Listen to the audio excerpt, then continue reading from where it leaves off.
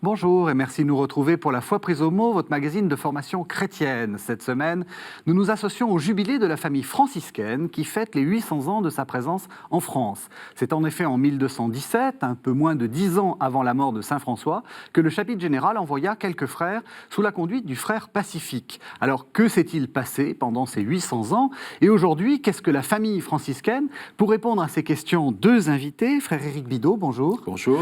Vous êtes le provincial des Capucins de France. On va revenir tout de suite sur ce terme de Capucin. Et puis Pierre Moracchini, bonjour. Bonjour. Vous êtes l'historien de la famille franciscaine et vous êtes un des historiens. Et vous êtes rédacteur en chef de la revue des études franciscaines. On en parlera à la fin de l'émission. Alors voilà, Éric Bidot, j'ai commencé en vous présentant comme Capucin. J'ai parlé aussi de franciscain. Il va falloir peut-être démêler un peu cet écheveau. Oui, on va essayer d'être bref sur un sujet complexe et riche. Franciscain, en France, c'est un petit peu le nom commun. Le nom voulu par François était frère mineur. Frère mineur, frère pour insister sur la commune paternité de Dieu et notre relation les uns avec les autres, et mineur pour montrer cette dimension du service dans la vie de Jésus qui marquait tant François. Alors Capucin, c'est une des réformes, Pierre pourra compléter de manière plus exhaustive, donc 1525-1528, une des réformes, un retour à l'origine, un retour à la flamme première, toujours un peu cette intention, ce zèle. Et le nom au début était frère de la vie érémitique, parce que les frères avaient choisi donc de vivre l'ermitage avec quelques missions. Et des enfants dans la rue se moquaient de notre habit à capuche. Et donc, c'est finalement un sobriquet qui est devenu le nom, frère mineur Capucin. Que vous portez encore. Que je porte encore. Une grande capuche pointue, assez unique, c'est vrai, dans les habits religieux. Voilà. Alors justement, peut-être ça va nous permettre de commencer cette émission par quelques définitions, parce que c'est vrai que dans l'histoire française, il y a beaucoup de noms, y compris dans les noms de lieux. Alors, il y a les franciscains, mais il y a aussi les Récollets, les Capucins, les Cordeliers. Essayons de voir un peu au clair. On a une rue de l'Observant, des Observantins aussi. Voilà. Je crois que la personnalité même de François, qui est tout sauf un canoniste, tout sauf un juriste, explique finalement que François a un désir de vivre une vie fraternelle avec ses frères, une vie de pénitence, une vie de mission, mais il n'a pas le désir, je veux dire, d'encadrer un ordre, de penser un ordre. Ce qu'a, par exemple, Saint Dominique. Il y a une forte différence entre les deux. Dominique pense vraiment des choses, alors que François, c'est pas ça. Et tout s'explique d'une certaine manière de l'histoire de l'ordre après, pendant les 8 siècles, par cette richesse de départ, cette richesse de la personnalité de François, qui a des facettes multiples, pratiquement contradictoires. François, c'est à la fois l'homme de l'ermitage, mais c'est aussi l'homme de la grande ville, il va prêcher.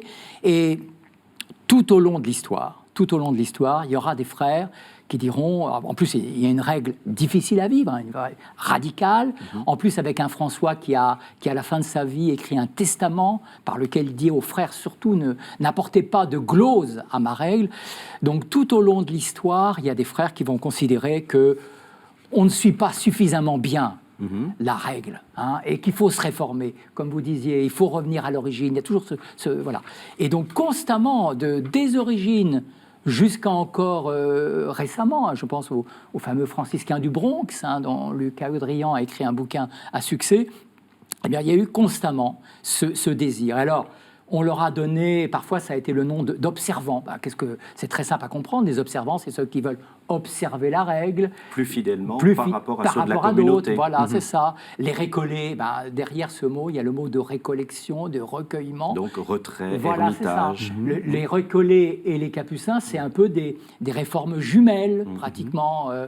Qui ne s'acceptent pas nécessairement. Mais pas forcément, voilà, c'est ça. Mais il y en a bien d'autres. Vous avez eu les Alcantarins, du nom de ce frère Pierre d'Alcantara, qui vivait dans des conditions extrêmement austères, alors là, plutôt dans le sud de la France et en Espagne.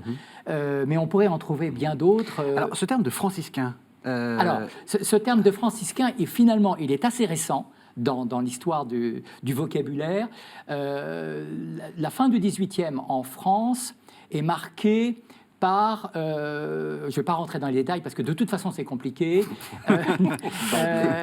les observants, ceux qu'on appelait en France les cordeliers, sont revenus dans le giron conventuel dans les années 1770.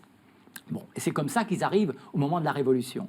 Et quand, 50 ans après, les frères mineurs, les observants venant d'Espagne arrivent en France, ils veulent surtout pas reprendre ce vieux mot de cordelier qui leur paraît associé d'une certaine manière à une certaine forme de décadence. Il faut se méfier de ce mot décadence, hein, mais bon, assez facilement on colle sur des gens en disant ils sont décadents. Hein, c'est toujours. Et donc on a cherché à trouver un autre mot, et c'est à partir du milieu des années du 19e siècle que le mot de franciscain va s'imposer pour ces frères mineurs. Le problème, c'est qu'il y en a d'autres. Hein. Il y a les frères capucins qui sont d'une certaine manière un peu... Donc, à la limite, les frères mineurs, les franciscains, ceux qui habitent à Paris, par exemple, rue Marie-Rose, c'est au très beau couvent de la rue Marie-Rose, en toute rigueur de terme, il faudrait mieux les appeler les frères mineurs. D'accord. Hein, voilà. C'est compliqué, j'ai bien conscience. Ah oui, c'est compliqué, donc je repose une question. La famille franciscaine, non seulement il y a ces différents ordres pour les hommes, mais il y a aussi des femmes et il y a aussi des laïcs. Alors, on va essayer des laïcs tertiaires. On va essayer peut-être de faire un peu le départ entre tout ça. Il y a, dans la famille franciscaine actuellement en France, combien de sous-ordres, je ne sais pas comment on peut dire ça, ou de Alors, en fait, il faut savoir compter jusqu'à 3. Alors, on compte jusqu'à 3. Je pense qu'on va y arriver. Le premier ordre, il faut encore savoir compter jusqu'à 3. Voilà, allons-y. Donc, les frères mineurs conventuels, frères mineurs capucins. Les conventuels étant les héritiers de la branche communautaire, et les frères mineurs et les capucins de la branche qu'on appelait spirituelle. Concrètement, à part des gouvernements différents, des gens qui ne... Voilà, est-ce que vous parlez? Est-ce que vous avez la même règle? On se parle, on a la même règle, on a la même formule de profession maintenant, c'est très important. On a des constitutions, des structures, des ordres différents, avec évidemment presque 14 000 frères mineurs, 10 000 frères capucins, 4 500, 4 500... frères mineurs conventuels, donc ce sont des groupes assez importants. On se parle beaucoup, on se parle de plus en plus. Le pape François invite à réfléchir à cette question de l'unité. Il a un mot un peu, comme il le fait souvent, humoristique, en disant « Vous arrivez à faire l'œcuménisme entre vous ?» Donc il interpelle nos ministres généraux. Ceux qui nous fréquentent disent parfois « on sent qu'on a affaire à un capucin, on sent qu'on a affaire à un frère mineur ». Nous, on voit plutôt de l'intérieur des frères ce qui nous unit. Et ce qui nous unit est très important. Je prendrai simplement ce que les frères mineurs réfléchissent en France, par exemple, lorsqu'ils parlent de fraternité contemplative en mission. Pour essayer de retrouver un peu ces 3 aspects forts du charisme de François, tous, on peut se retrouver là-dedans. Alors ensuite, il y a le deuxième ordre, donc ce sont les sœurs Clarisses. Alors là, il va falloir compter de plus que 3, si on veut tous les compter. Non, depuis le Concile Vatican II, c'est beaucoup plus simple, parce que ça a été ramené, justement, on est sorti un peu de ces divisions urbanistes, Pierre, en France, voilà, pour insister sur l'unité, justement, de la règle de Claire. Et puis, le troisième ordre, alors qui comprend un tiers ordre dit régulier, ce sont toutes les sœurs apostoliques, en France, franciscaine missionnaire de Marie, sœur de Saint-François. Là, il faut compter plus que 3. Alors il y a une richesse qui est souvent liée à un aspect, une insistance sur la mission, sur le service des femmes seules, par exemple. Donc là, il y a aussi des facteurs de circonstances. Et puis, dans ce troisième ordre, donc l'ordre franciscain séculier, qui sont aussi bien des prêtres diocésains, des gens mariés, des gens célibataires, et qui font un engagement d'embrasser l'Évangile. C'est la formule du rituel qui est très belle. Et dès le vivant de Saint François, il y a des laïcs qui viennent le rejoindre en disant « Mais voilà, c'est très bien, mais moi je suis marié, je veux vivre l'Évangile comme toi. » Et François dit « Bah oui ». François se laisse souvent interpeller par les situations, par les circonstances. Et donc, il y a cette veine très, très riche à travers l'histoire de l'ordre franciscain séculier. Et vous êtes d'accord avec ce que disait Pierre Moracchini, cette diversité, c'est grâce à François ou à cause de François? Alors j'ai une citation là qui pour moi résume aussi bien d'ailleurs la diversité à l'intérieur même d'une branche. Je suis provincial de 120 frères capucins et je peux mettre derrière chaque expression des visages de frères qui vont choisir cette porte d'entrée. C'est dans l'histoire du franciscanisme d'un frère Lazaro Iriarte. Voilà ce qu'il dit de François. C'est une citation à l'intérieur de ce livre. « Sévère esprit de discipline et impatience d'autonomie, soif de solitude et ardeur apostolique parmi les hommes, aspiration à l'anéantissement et exigence d'action. » Ce sont des mots très forts, avec leurs qualificatifs aussi, et qui montrent toutes ces tensions et qui sont fécondes dans la vie de François, qui sont riches. Et que François vivait, lui. Et que François vivait dans sa chair. Ouais, c'est sûr, ouais. Alors après, les biographies, Celano, Bonaventure, et puis les réceptions aux différents moments vont essayer d'incarner telle ou telle tension, mais ça reste d'une richesse charismatique très forte. Oui, juste, à part ces trois grandes familles, ces trois grands ordres que vous avez évoqués, je crois qu'il ne faut pas oublier qu'il y a tout autour. Je pense en particulier au monial Annonciade, qui est un ordre franciscain et marial, qui fait partie aussi de la famille franciscaine.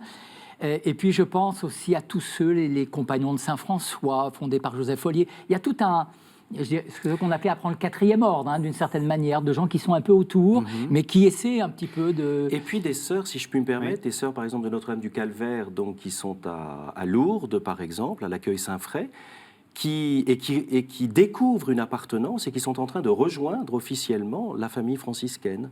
Et donc ça nous oblige aussi un peu à sortir de certains clichés, c'est-à-dire qu'on peut être, avec d'énormes guillemets, une bonne sœur sans être une Clarisse, enfin donc une... Oui, voilà. bien sûr. On peut être du tiers-ordre sans être forcément laïque, enfin c'est ça qui est très compliqué. Il y a des prêtres séculiers aujourd'hui qui sont... Oui, puis il y avait Joseph Follier, par exemple, qui a créé un peu un groupe d'amis qu'on a appelé les Compagnons de Saint-François, qui étaient des laïcs qui ne souhaitaient pas l'ordre franciscain séculier. Donc vous voyez, à chaque attente, à chaque lien personnel, c'est souvent ça, à la vie de François, au charisme de François, on va créer quelque chose qui va et à la fin de sa vie, Joseph Follier devient prêtre du Prado, le Prado fondé par Antoine Chevrier. Antoine Chevrier, très belle figure du tiers-ordre franciscain, de même que le curé d'Ars, tous ces gens...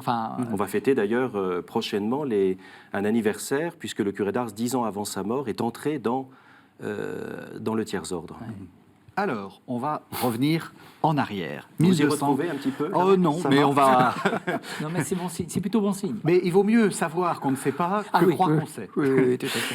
1217. Qu'est-ce qu'il se passe? Et peut-être d'abord, avant 1217, j'ai dit François, franciscain, français, tout ça, ça rime. Ouais. Quel est le lien entre François et la France? Alors, c'est assez simple d'une certaine manière, c'est que le père de François était un marchand, un bon marchand, et qui faisait du commerce international. D'étoffes.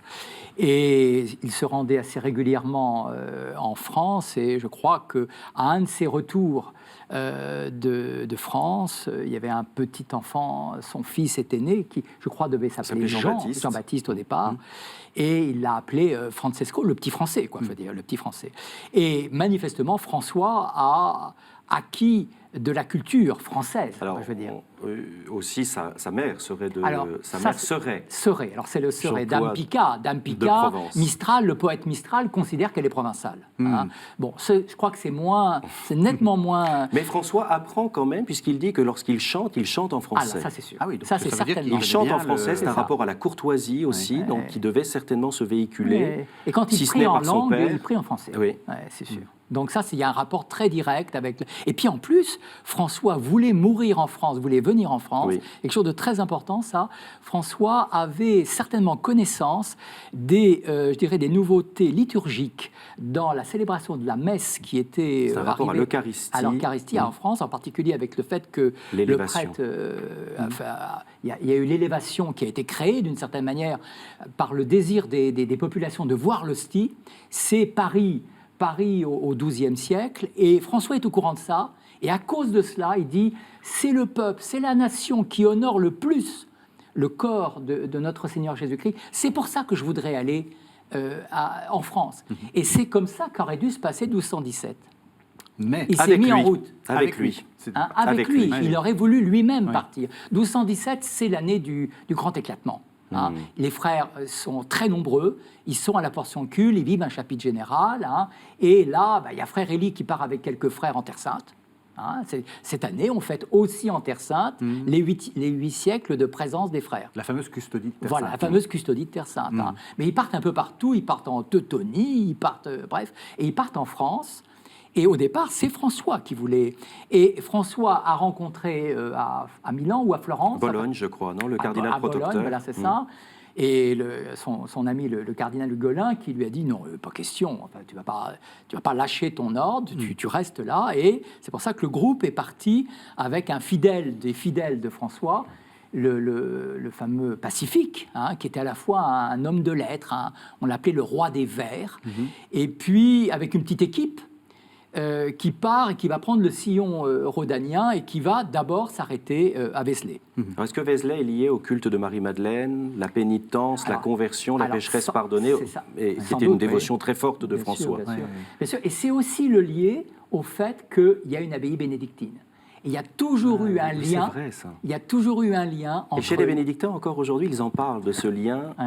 De ce que la vie de François, et il y a la fameuse fresque, la première, à Subiaco. Bien sûr. Et puis la portion cul, la petite église où François réunit d'abord ses frères, ça a été un cadeau fait par les bénédictins de Dumont-sous-Bazeau. Et dans toute l'histoire de l'ordre, c'est curieux, pendant toute l'histoire de l'ordre, on trouve des moments comme ça où les bénédictins font des petits cadeaux aux frères, font un cadeau d'un ermitage. C'est ce qui s'est passé à Vézelay. Et en retour, un père abbé me disait récemment, la récréation chez nous, c'est une influence franciscaine. Je trouve ça très beau, ces petits signes de lien, d'amitié entre des familles spirituelles. Qui pourtant ne se ressemblent pas. Enfin, non, bien sûr. Non, c'est très... Donc ils sont à Vézelay. Pas beaucoup. Comment ? Pas beaucoup. Sans doute pas beaucoup. Alors le problème, c'est qu'on n'a pas de chronique détaillée. Par rapport à d'autres pays, on a des chroniques extrêmement détaillées. Là, on ne sait pas grand-chose. On sait qu'il y a Pacifique, on sait qu'il y a un frère qui s'appelle Louis, je crois, et puis il y a quelques frères. Donc ils s'établissent là dans un petit ermitage, où ce qui est très intéressant et qui est très beau, qui s'appelle la Cordelle, où les frères mineurs sont toujours présents. Aujourd'hui. Allez à la Cordelle aujourd'hui, vous allez trouver des frères. Je trouve que c'est extraordinaire. Donc 800 ans de présence. Voilà, 800 ans de présence. Il y a eu la Révolution, il y a eu les guerres de religion, enfin bref, il y a eu des martyrs, mais il y a quand même 8 siècles de présence. Puis alors après, ils montent. Mais ils montent, et c'est drôle, c'est qu'ils montent en même temps pratiquement que les dominicains. Mais eux, les dominicains, vous allez comprendre tout de suite, les dominicains, ils vont où ? Vers la Sorbonne. À l'université. À l'université, ils vont se former. Les franciscains, eux, ils ne vont pas à Paris. Ils vont à Saint-Denis. Ils vont se mettre à côté de la basilique, là encore, basilique, mais c'était à ce moment-là une abbaye bénédictine. Et là, ils ont une petite maison, ils n'ont même pas encore vraiment de chapelle. Ils ont une petite maison qu'on leur prête, et ils vont commencer à célébrer la messe, etc. Et là, c'est comme toujours, ils vont être victimes de leur succès. Il y a des intellectuels, en particulier des intellectuels anglais, des maîtres des arts anglais qui arrivent, et qui demandent, là, à Saint-Denis, à rentrer dans l'ordre. Et en particulier, il y en a un qui s'appelle Aymon de Faversham, qui deviendra ministre général plus tard, qui se met à prêcher, et puis qui voit qu'il y a des tas de gens qui ne communient pas. Et pourquoi ils ne communient pas, ces gens-là ? C'est parce qu'ils ne sont pas confessés. Et Aymon de Faversham, il va passer 3 jours de suite dans cette petite église qu'on leur avait prêtée, à confesser. Et c'est là qu'on voit, c'est ce qu'on a appelé un peu le tournant pastoral, c'est-à-dire que l'Église, elle demande des trucs parfois aux frères. Parfois, c'est pas facile à vivre par les frères, mais les frères, ils sont comme nous tous, je veux dire, ils sont dans l'Église, on est là au service de l'Église, quoi, je veux dire. Et c'est là que, à cause de cette nécessité pour la confession et pour la prédication de se former, les frères vont aller vers la Sorbonne. Mais vous voyez, ce n'est que dans un deuxième temps qu'ils vont à la Sorbonne et vont s'établir à Paris. Et donc au fameux couvent des Cordeliers, le réfectoire qui existe toujours. Rue de l'École de médecine. Rue de l'École de médecine, qui est en train d'être restaurée et tout. Mais vous voyez, c'est quand même que dans un deuxième temps. Je trouve que c'est intéressant de...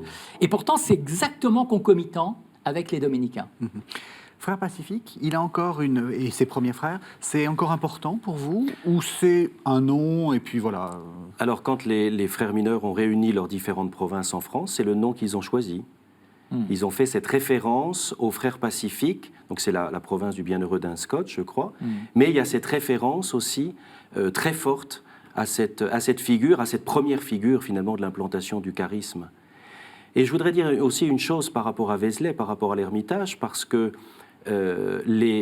François écrit aussi une règle des ermitages. Donc là aussi, des frères vont voir François en disant c'est bien la vie de mission, la vie de prédication comme Jésus sur les routes, mais nous, on a cette attirance aussi pour le retrait, on a cette attirance pour la montagne. Alors François écrit une règle des ermitages très équilibrée dans laquelle certains seront complètement en retrait et d'autres seront l'interface pour les courses, pour les relations. On échange les rôles. Marthe et Marie, et on échange les rôles. On ne se fiche pas dans un rôle.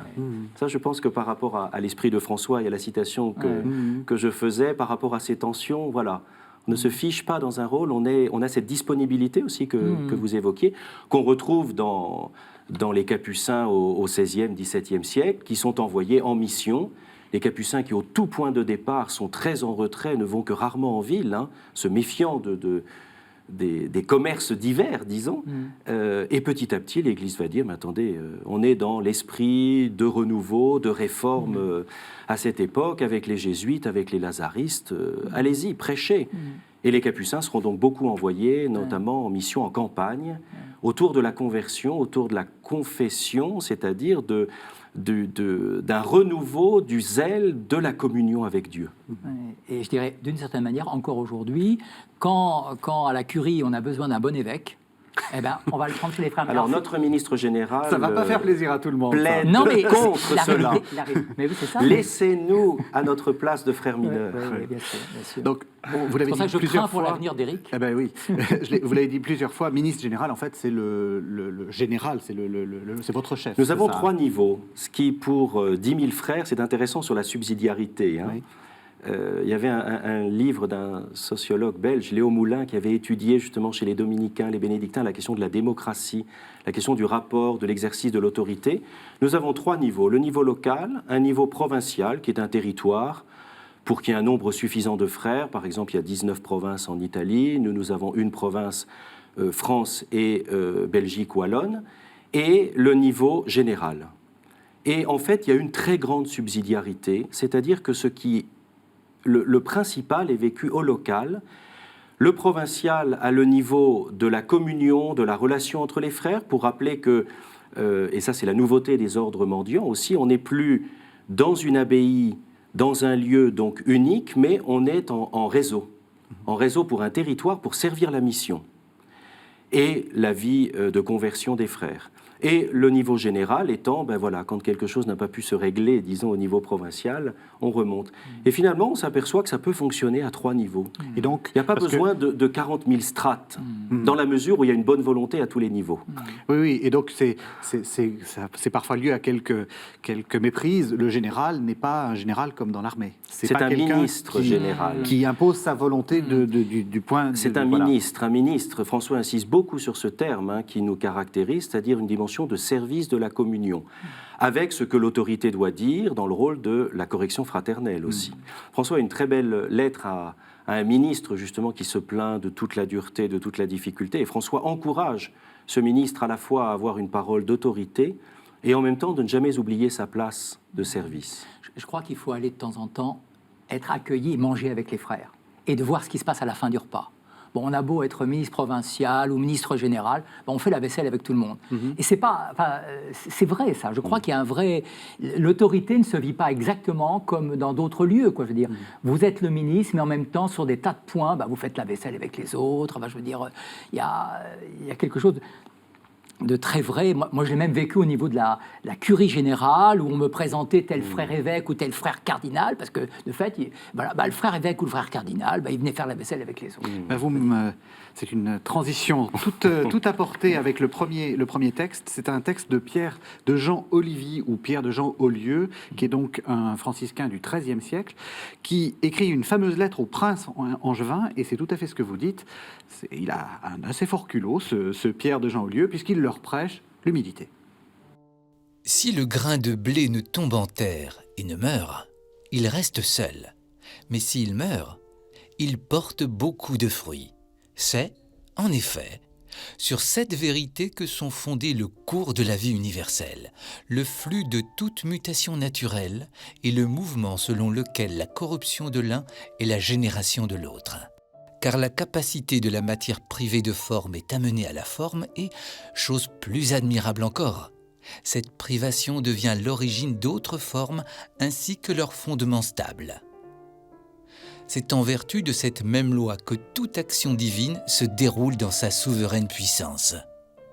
Ainsi, la création semble-t-elle exiger pour fondement préalable que son travail parte de rien, que les œuvres créées soient ensuite soumises au pouvoir du Très-Haut dans l'obéissance, et que, simplement, selon son gré, elle passe d'un état à un autre.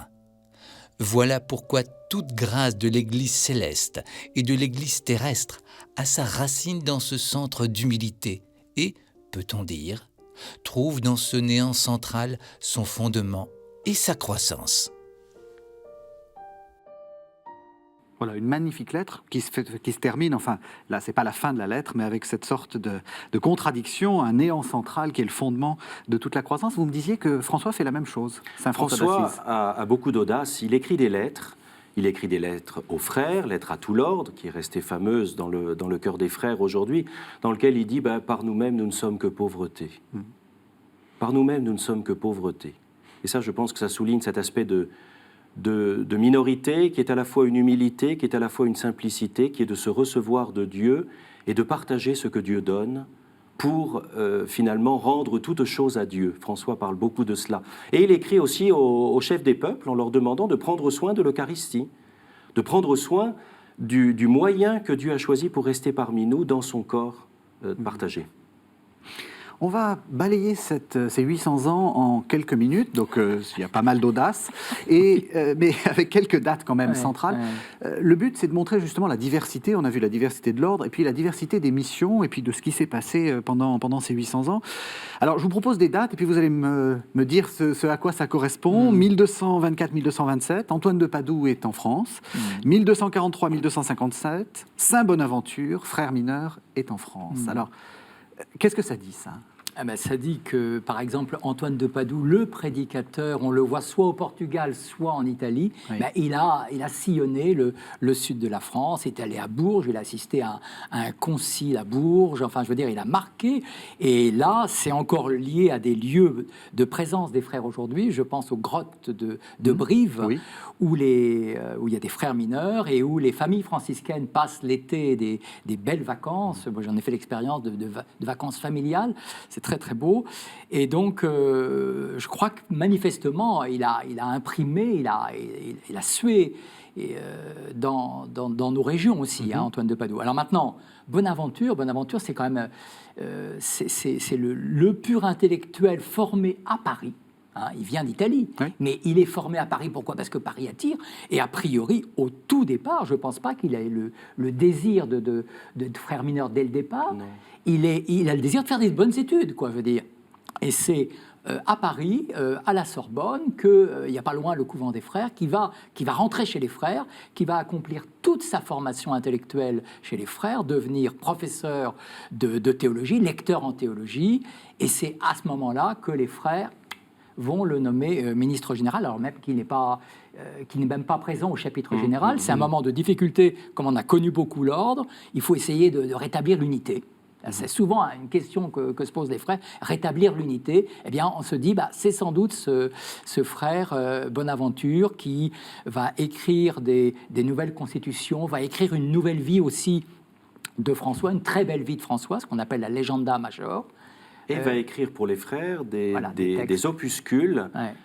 Bonaventure est un homme du mot très précis, et des opuscules qu'on qualifie souvent de spirituels un peu rapidement en disant bon c'est gentil, mais qui sont d'un point de vue philosophique, théologique et en théologie pratique, parce que pour Bonaventure il y a toujours une dimension sapientielle d'une sagesse pratique à laquelle il faut aboutir. On n'est pas là simplement pour penser, on est là pour ordonner un agir.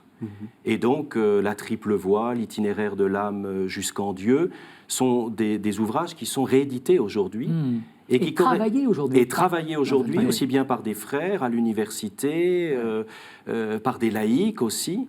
On assiste là à quelque chose d'assez intéressant par rapport à la pensée de Bonaventure aujourd'hui. Et nous fêtions à Lyon, au mois de mai, le 8e centenaire de sa naissance. C'est un peu votre Saint Thomas à vous, Saint Thomas d'Aquin. Oui, Ben oui. Mais c'est tout à fait aussi très intéressant parce que c'est pas une pensée systématique, c'est pas une pensée, enfin, Oui. c'est pas du tout Mais le parce même. que Thomas et Bonaventure, Bonaventure est appelé à être ministre général, Oui. donc il ne délaisse pas sa carrière universitaire, mais il y est beaucoup moins présent. On va faire un grand saut. Je suis désolé, mais on arrive directement au XVIIe siècle. Mais là aussi, pour montrer une certaine diversité, je vous propose 2 dates. 1638. Agathonge de Vendôme et Cassien de Nantes, qui sont capucins, sont martyrisés en Éthiopie. Et en même temps, quelques années plus tard, 1660, 18 octobre, Marie-Thérèse d'Autriche, qui est donc la reine de France, prend l'habit du tiers-ordre au Grand Couvent des Cordeliers à Paris. Alors là, on a l'impression qu'on est dans 2 univers totalement opposés. Oui. Et pourtant, il y a des liens entre eux.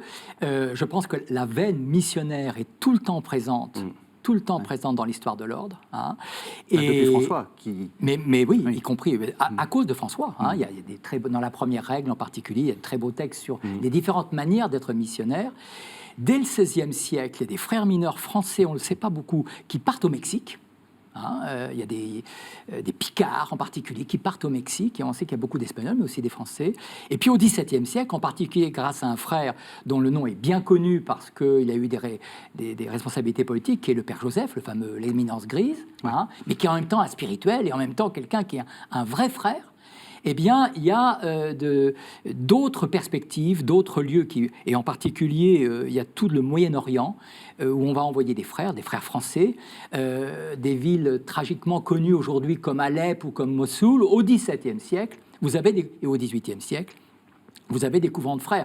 Les dominicains, par exemple, ont pris dont on sait tous qu'ils ont été à Mossoul au XVIIIe, ils ont tout simplement pris la succession des frères qui étaient là avant, hein, donc des capucins, et donc avec des martyrs, avec des frères, on parlait des mystiques à l'instant, et on parlait de la mystique, qui vont je pense à Agathonge de Vendôme et Cassien de Nantes, ils vont dans les monastères éthiopiens et coptes, et ils essaient de faire traduire dans leur langue les Benoît de Canfield, enfin toute la mystique capucine.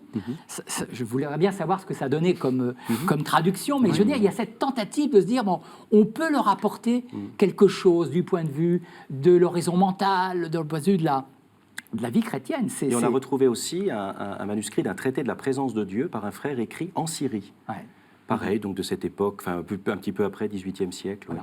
Donc, mission tous azimuts. Et Marie-Thérèse. Et Marie-Thérèse, ne l'oublions pas. Alors, il y a... si j'ose dire. Oui, tout à fait. Il y a la renaissance au XVIIe de fraternité. On ne les appelle pas encore fraternité à cette époque-là, c'est un mot d'aujourd'hui, ça. On les appelle des congrégations de tertiaires, hein, d'hommes et de femmes mariés, mais aussi de prêtres séculiers. Jean-Jacques Ollier en faisait partie. Hein. Pierre de Bérulle, probablement aussi. Donc, vous voyez, ça, c'est là. L'oratoire, etc. Voilà. Eh bien, Marie-Thérèse d'Autriche, qui était espagnole, qui venait d'Espagne, a pris l'habit de tertiaire, et elle l'a pris extrêmement sérieusement. On dit parfois du mal de cette femme, qui était un peu à l'ombre de Louis XIV, qui l'a trompée plus de... Ni peu ni assez. Voilà, c'est ça. Mais n'empêche que c'était une femme qui avait beaucoup de courage, et qui, chaque fois qu'il était question, justement, des chrétiens de Terre Sainte, voilà, elle alertait son mari, elle alertait Louis XIV, disant il faut pouvoir défendre, il faut pouvoir envoyer un message à la Sublime Porte, là, en Turquie, pour défendre. Et puis elle allait visiter aussi les pauvres, les malades. Enfin, une vraie vie franciscaine chez cette femme qui est pourtant la reine de France. Et donc, vous imaginez ce que ça pouvait entraîner en termes d'autres, comme ça pouvait être mobilisateur. Imaginons, je ne sais pas... Madame Macron rentrant dans le tiers-ordre, mais c'est ça, c'est ça. Oui. Voilà. On peut lui souhaiter d'ailleurs. Mais tout à fait, on peut même prier pour ça. Non, mais ça souligne, la nostalgie de ce moment-là, c'est-à-dire du moment où vous étiez si proche des cercles du pouvoir, avec le père Joseph, et est-ce que ça correspond pour vous à votre charisme? Alors, la nostalgie, non, parce que c'est pas trop, personnellement, mon tempérament. Nous sommes ici aussi aujourd'hui, ce sont aussi des circonstances, j'imagine, le Père Joseph, une rencontre, un lien avec Richelieu, et ces circonstances existent encore. Elles ne sont pas sur la place publique, on n'en a pas encore fait l'histoire, mais ça existe encore, et je pense que ça souligne cette, je ne sais pas comment dire, mais cette capacité des frères à être dans des relations très différentes. Très différentes. Je vois dans ma formation initiale, dans la formation, on essaye d'encourager justement cette capacité à être, comme on dit en italien, frate del popolo, c'est-à-dire frère de tous. Pas d'une partie contre d'autres, mais frère de tous. Et donc une capacité à être vrai soi-même. Moi, je suis rentré chez les franciscains dans l'ordre des Capucins parce que j'ai vu des frères naturels. J'ai vu une dimension de simplicité, une dimension un peu rugueuse, pas mondaine, une dimension naturelle d'homme dans un chemin d'unification progressive qui était vrai. Et je pense que quand on travaille cette vérité de l'être avec la grâce que Dieu donne, avec la nature, eh bien, on devient capable de relations diverses. Et ça existe encore aujourd'hui. Aussi bien avec des gens en très grande précarité, avec des blessés de la vie, qu'avec des hommes politiques, avec des grands entrepreneurs. Il n'y a aucun faux et sot métier, il n'y a aucune fausse et sotte vie. 1720. Alors 1720, c'est la grande peste à Marseille. Et là, les franciscains, donc tous les frères mineurs, sont très actifs. En particulier les Capucins et les Récollets. Les Capucins et les Récollets. C'est vrai que dans la toute première édition des Constitutions des Capucins, celle de 1536, il aurait dit vous n'êtes pas chargé de famille, quand il y a une peste, vous allez vous mettez au service du provincial et puis voilà. Et on peut dire que je crois que ça a beaucoup marqué les gens, ces frères. Alors soyons justes, pas uniquement les Capucins, il y a eu aussi des Récollets, il y a eu aussi des Cordeliers, les fameux évêques de Marseille. Voilà. Et donc il y a eu beaucoup mais il y a eu beaucoup de frères qui ont payé de leur personne. Et je dirais, pour moi, c'est toujours le service des pauvres et des malades dans la peste et le fait de former les laïcs à l'oraison mentale. Pour moi, c'est les deux choses qui séduisent, qui font qu'à la fin du XVIe siècle et au début du XVIIe siècle, il y a une espèce de mode capucine. Les Capucins sont un peu ce qu'ont pu être certaines nouvelles communautés il y a quelques années. Je veux dire, ils sont à la mode et beaucoup, et en particulier des femmes, feraient des pieds et des mains pour être capucins. C'est curieux, mais on a des témoignages de femmes qui ne voudraient pas être capucines. Non, ils voudraient être capucins, ils voudraient porter l'habit des capucins, avoir des églises comme les capucins, faire comme les capucins, je veux dire. Et les capucins, c'est toujours la réalité franciscaine. Personne n'a jamais obligé Claire à aller retrouver François. Et Claire a fait cette démarche. Et je crois que dans toute l'histoire de l'ordre, on a des femmes qui viennent voir les frères. Voilà. Et les frères, ils ne savent pas trop toujours comment faire, parce qu'ils doivent vivre leur propre vocation. Et puis, d'un autre côté, ils sont au service du peuple, et en particulier de ces femmes qui veulent une formation chrétienne. Voilà.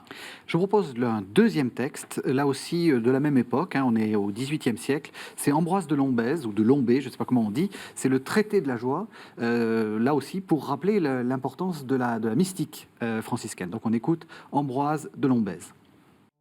Oui, la joie n'est pas seulement utile, mais encore très nécessaire à l'homme. Comment pourrait-il, sans elle, supporter toute la vie les travaux de la pénitence, vivre dans la solitude, s'il y est appelé soutenir une guerre continuelle contre les ennemis de son salut? Comment pourrait-il vivre en paix avec les hommes?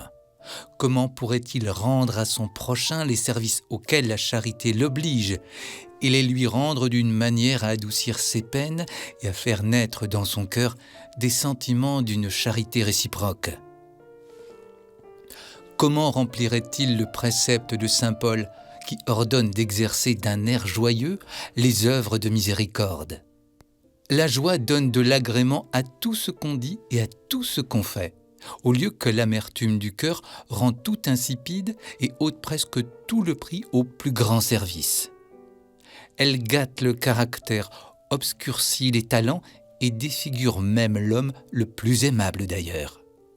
« Ne m'appelez plus Noémie, c'est-à-dire belle, disait une sainte femme, mais appelez-moi Mara, car j'ai le cœur plein d'amertume. Alors, je suis désolé, mais il faut qu'on avance encore. Alors là, on est au XVIIIe siècle, on arrive au XXe siècle. Je retiens, trois dates, on va dire. Une première, 1916, Émile Romanet, qui est un tertiaire franciscain qui fait verser des allocations familiales aux membres de son personnel. C'est un chef d'entreprise. Je retiens aussi l'enseignement de Jean-Mohamed Abdel Jalil, qui est un franciscain qui vient de l'islam. Et je retiens ce qui se passe pendant la guerre, là où les franciscains aussi, le père Corentin, jouent un très grand rôle. Qu'est-ce que ça dit ? Alors, Émile Romanet, ça dit quelque chose de la participation de tertiaires au catholicisme social du 19e siècle, à des chrétiens qui, dans la mouvance aussi de l'enseignement de Léon XIII, n'oublions pas, qui était lui-même tertiaire, parce que l'enseignement, beaucoup de ses papes à cette époque-là sont des tertiaires, fait que donc des chrétiens et donc des tertiaires vont être un peu en pointe. Alors, il y a une personnalité un peu emblématique au 19e qui est Léon Harmel, qui crée une espèce de, pas un familistère, mais enfin je veux dire une espèce d'une utopie. Enfin, alors aujourd'hui ça nous paraît un peu paternaliste, mais c'est plein d'intuition. Enfin je veux dire. Et donc Émile Romanet, de fait partie des créateurs des allocations familiales. Dans notre juridiction, notre législation sociale, il y a tout ce qui arrive en 1936, après la Seconde Guerre mondiale, mais aussi ce qui vient de la démocratie chrétienne et du catholicisme social. Je crois qu'une vraie mémoire... C'est en pleine guerre, c'est-à-dire que c'est pour les femmes. En plus, oui, bien sûr. Il y a aussi oui, tout à fait. Une réponse à un besoin à un moment donné. On retrouve souvent ça dans l'histoire franciscaine. On s'adapte, quoi. On s'adapte. Il y a un côté pragmatique, enfin, je veux dire... Alors, Jean-Mohamed Abdel Jalil, c'est un nom qu'on a un peu oublié, mais ça a été quelqu'un de très important pour la connaissance de ce qu'on peut appeler l'orientalisme. Bien sûr. Donc, il venait de l'islam. C'était un Marocain.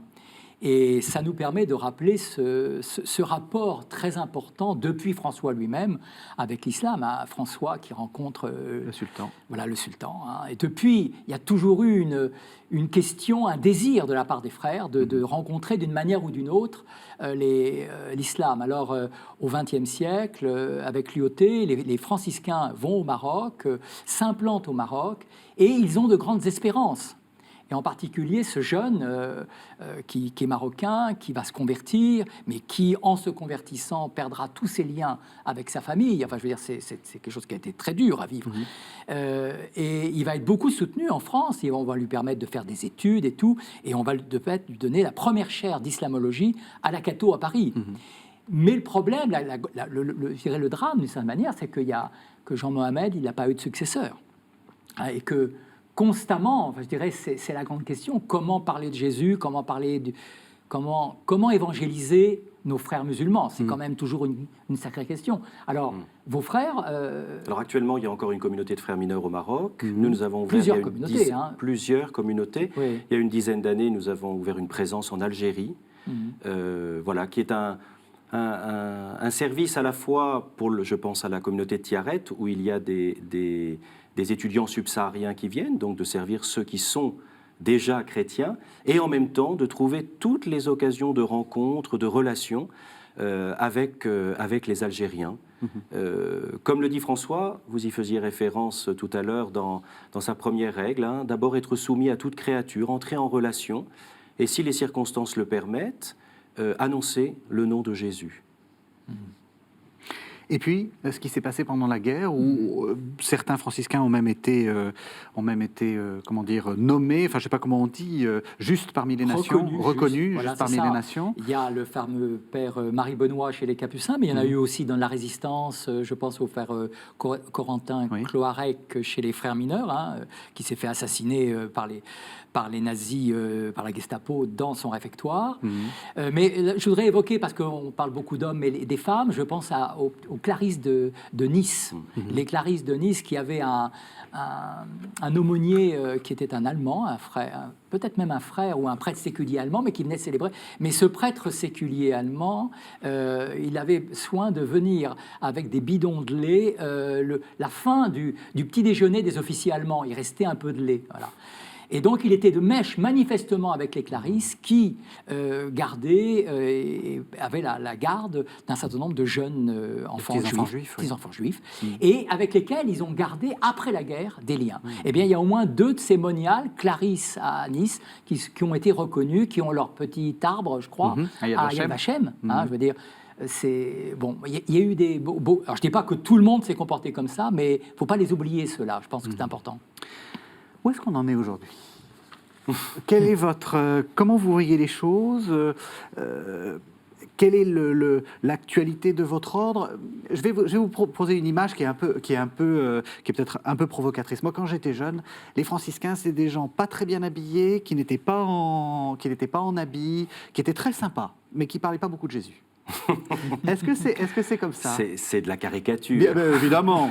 Non, ce qu'il y a comme mouvement profond par rapport à ce que je disais de François, de ces tensions, il y a une recherche franciscaine d'être de plein pied. Oui. De plein pied avec des souffrances, de plein pied avec des questionnements, avec des quêtes. Alors après, suivant les frères, suivant les tempéraments, suivant un peu des charismes aussi personnels, la réponse va être très différente. Je pense, nous, dans notre province, et ça a été assez commun dans la famille franciscaine, ce mouvement des frères, des prêtres ouvriers, qui est un mouvement pour... Les gens ne viennent plus à nous, disait-il. Allons là où ils vivent et partageons leur vie, et là, nous aurons un compagnonnage réel. Et ces frères en parlent aujourd'hui avec beaucoup d'émotion, de baptême qu'ils ont pu faire, d'accompagnement, de cheminement, de présence à des situations de souffrance. Il y a eu de saints frères là-dedans, manifestement. Oui, il y a eu un courant et qui a beaucoup pris le temps de réfléchir à ce qu'ils faisaient, etc. Ensuite, nous vivons une époque charnière, effectivement, où en France, par exemple, nos structures sont plutôt âgées. Le renouvellement, on va dire, peine à venir. Peut-être que les mots, peut-être que les formes qui ont été valables à une époque et qui ont leur pertinence doivent aussi trouver d'autres manières d'être déclinées. Je pense à un petit exemple chez nous. Nous sommes réinstallés, par exemple, dans un sanctuaire marial en Alsace, près de Colmar, le sanctuaire de Dusenbach. C'est un lieu, j'ai envie de dire, qui appartient au diocèse, que le diocèse met, dans lequel nous servons la pastorale, et qui est à quelque chose de typiquement capucin. La forêt, l'ermitage, la proximité, l'accueil des pèlerins, une dimension aussi missionnaire à l'extérieur. Je pense qu'on a aussi à trouver des lieux, j'ai envie de dire, qui parlent d'eux-mêmes aussi, et qui aident les frères à redécouvrir les sources, à retravailler les sources. Je disais tout à l'heure que les frères mineurs développe beaucoup cette dimension d'une fraternité contemplative en mission. Je crois que c'est ce trépied-là que, aussi bien conventuels, capucins, franciscains, nous avons vraiment le désir de travailler. Alors ensuite, ça va passer souvent, vous savez, on ne fait pas la révolution en 5 minutes. Si on veut vivre une communion et une unité, il faut des processus. Les 4 principes que le pape François a développés dans la joie de l'Évangile sont très bien, la réalité, le rapport de la réalité à l'idée, du temps à l'espace, etc. Donc il faut enclencher, vivre des processus qui sont de vivre des mots de François qui veut vivre l'Évangile pour aujourd'hui et avec aussi ce que les jeunes attendent comme difficulté qu'ils peuvent vivre. Vous, qu'est-ce que vous y trouvez dans cette famille? Vous avez passé votre vie, en fait. Tout à fait, tout à fait.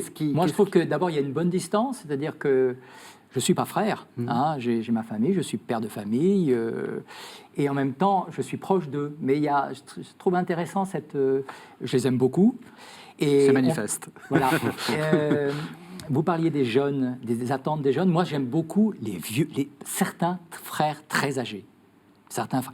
Le frère Luc Mathieu, on va citer au moins un nom, Luc Mathieu, qui vient de célébrer ses 92 ans, très grand spécialiste de Bonaventure, qui était parti en 1954 sur un bateau au Vietnam, voilà, et qui a fait des choses extraordinaires dans sa vie. C'est un frère mineur, il vit rue Marie-Rose.